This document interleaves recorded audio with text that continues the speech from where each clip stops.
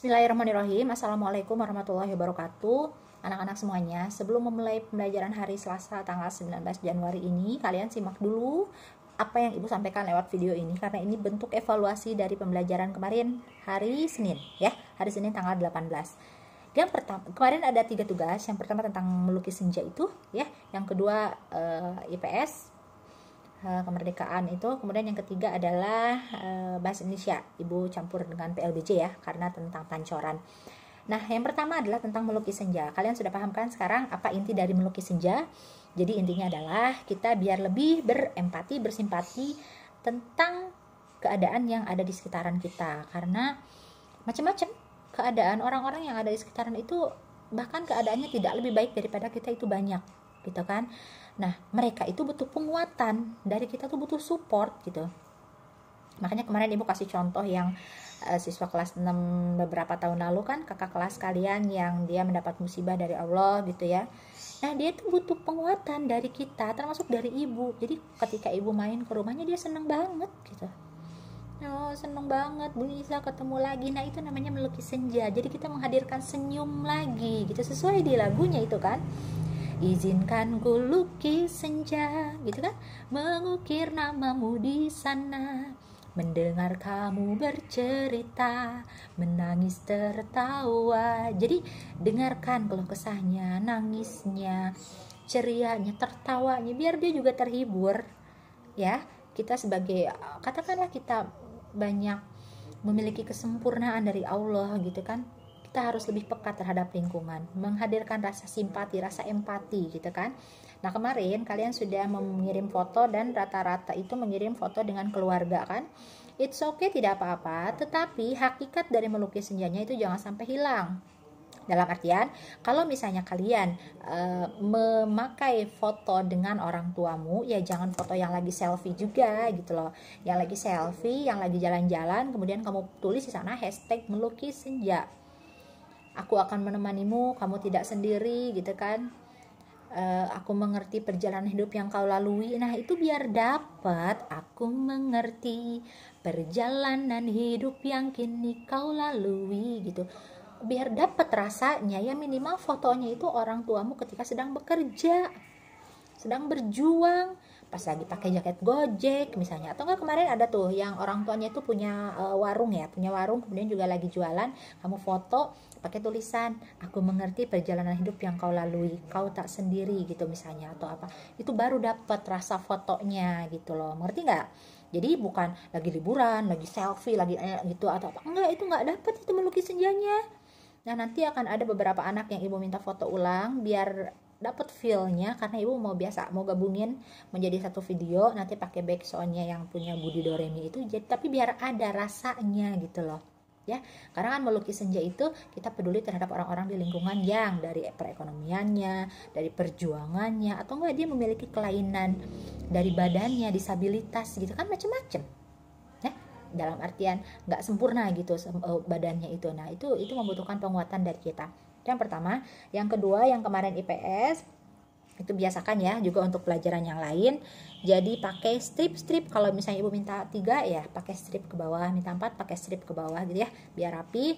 Kemudian juga pas kalian foto, kirim foto itu biasa harus benar, harus fokus gitu. Itu namanya estetika, nilai seninya ada. Jadi kalau kamu moto, kamu sadar nih, oh ini foto buat guruku, mau dinilai sama guruku, ya fokus di sininya, jangan dari kejauhan yang sampai mana lantai kelihatan, ada kabel, ada asbak, sampai jempol kaki itu biasanya kelihatan. Emang Ibu mau ngenilai jempol kakimu kan? Enggak. Ibu tuh mau ngenilai hasilmu gitu. Jadi cukup ininya aja, udah miring, tulisannya nggak jelas, ditulisnya ke samping, nggak pakai strip-strip ke bawah, pakai koma-koma doang kan, jadi liar nanti Ibu meriksanya gimana tuh ya.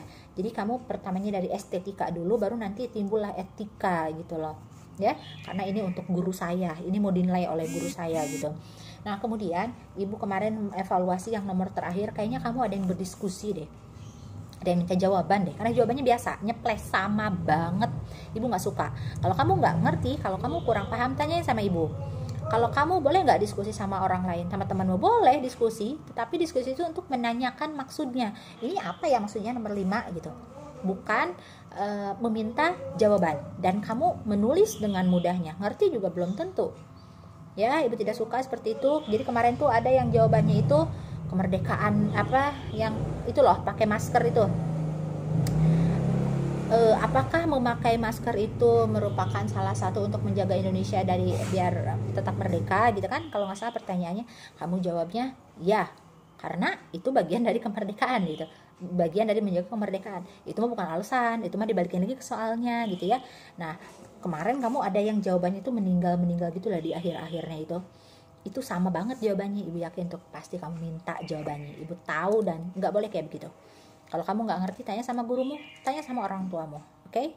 Kemudian yang terakhir, yang tentang bahasa Indonesia dan PLBJ itu, PLBJ ya, yang pancoran itu kan kemarin tentang dongeng pancoran ya. Kalau yang namanya dongeng, bentuknya itu cerita, kartun kan kemarin itu pakai animasi, kemudian juga kayak fabel, misalnya fabel cerita monyet dan kura-kura misalnya, itu udah pasti fiksi atau non fiksi? Coba.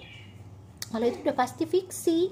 Fiksi itu artinya adalah bisa dikatakan hayalan, nyerita-nyerita bebas gitu loh, tidak berdasarkan fakta, tidak berdasarkan kenyataan, jadi bersifat karangan saja, nyerita bebas, itu namanya fiksi.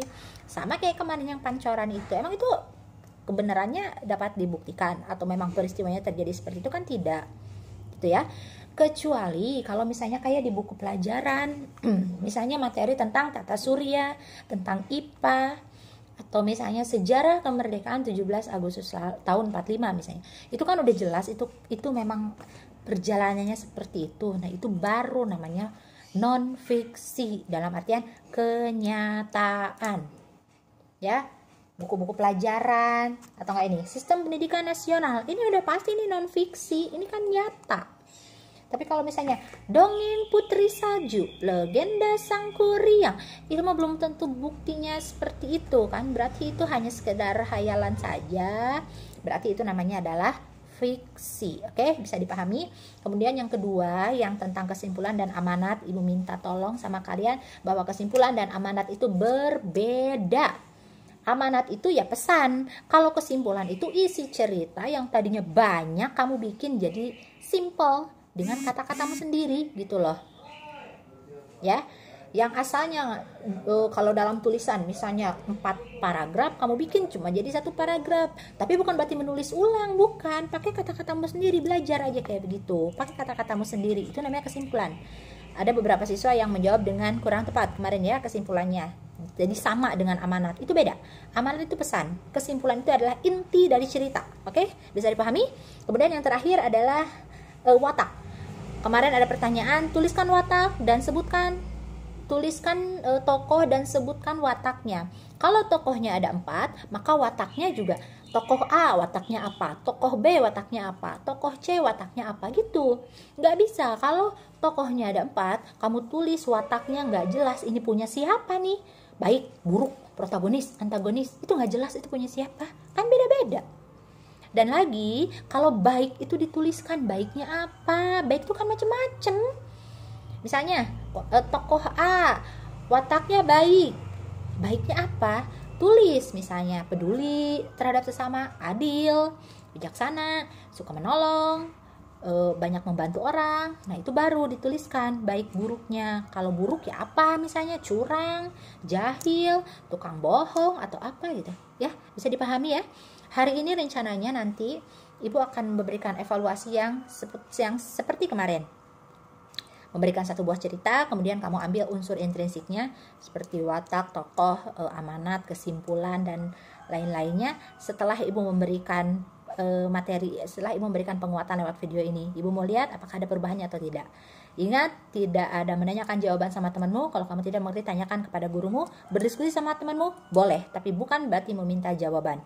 Lebih baik lagi ke depannya dalam mengirim tugas, jangan lupa harus fokus, jangan sampai kelihatan lagi objek-objek yang ada di sekitarnya, bukumu miring-miring, ngeblur juga. Bukan masalah resolusi handphonenya ya, bu, handphone saya memang jelek bu, atau apa, udah lama misalnya. Enggak, ibu nggak pernah mempermasalahkan itu kok ya. Yang penting fokus aja fotonya, Jangan sampai kelihatan yang lainnya, apalagi jempol kaki sampai segala kelihatan, enggak ya. Jadi ada nilai estetikanya.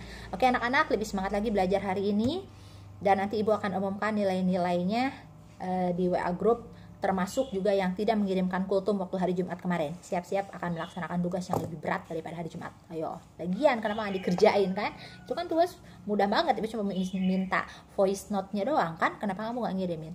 Oke, terima kasih. Ibu tunggu kesimpulan dari video ini, kamu sampaikan nanti kirim ke WhatsApp grup ya. Ke WhatsApp ibu, kirim ke WA ibu. Oke, terima kasih anak-anak semuanya. Assalamualaikum warahmatullahi wabarakatuh.